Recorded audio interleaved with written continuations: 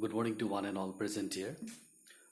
Today I am going to present an online demo class as a teacher. My topic is structuralism and post-structuralism. Structuralism as a theory can be applied in many different disciplines of study. Let it be linguistics, cultural studies, philosophy, or literature. So at the very outset, I would like to provide you all a very simpler meaning of this concept, this theory called structuralism. Structuralism is a theory that views anything or a matter or a concept as a system which consists of many different parts. These are of different parts. This very system is composed of many different contrasting parts or composed of binary opposites. But it's interesting to note that these binary opposites or the contrasting constituent parts do not tend to break the system. Ironically enough, these constituent parts, by virtue of being different from one another, lends meaning to the system. As for example, take the case of a book. According to the structuralist, the book is a system. And this very system is composed of a structure called language. Again, this language is composed of many different contrasting constituents, or it is composed of many different binary opposites. Now, by virtue of being different in meaning, these words lend us meaning, or these words lend meaning to the book.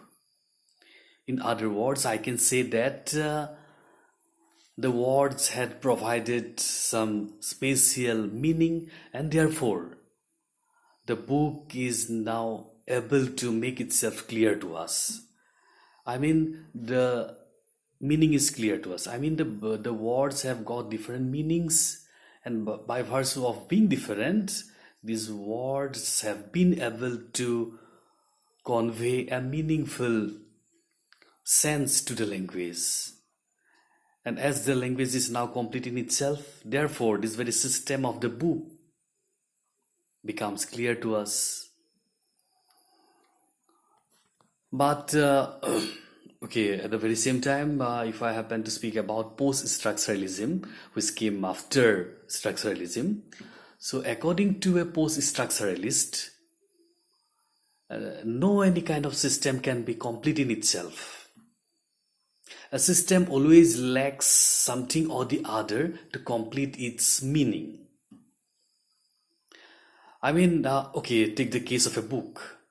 According to a post-structuralist, the book as a system cannot be complete in itself, because this very book is composed of a language, and that language is composed of many different words. But according to a post-structuralist, these words do not have a complete meaning of its own. A word always refers to another associative word. Again, the word that is there in the book bears relevance or bears associative meaning to another word that lies outside the text. Therefore, in order to fulfill that very lacuna, in order to compensate for that fuller meaning of the word, that very word in the book need to refer to the word that lies outside the text. As such, the language is not able to convey the total meaning in its totality or its entirety to the readers. According to post-structuralists, if the word represents, or if the word can be termed as a signifier, then the actual target meaning of that very signifier that is so-called signified, cannot be reached. I mean, according to post-structuralism, the signifier cannot reach the signified because the signified itself remains withdrawn from the signifier. So we as a reader are required to go through a chain of supplements in order to reach the signified.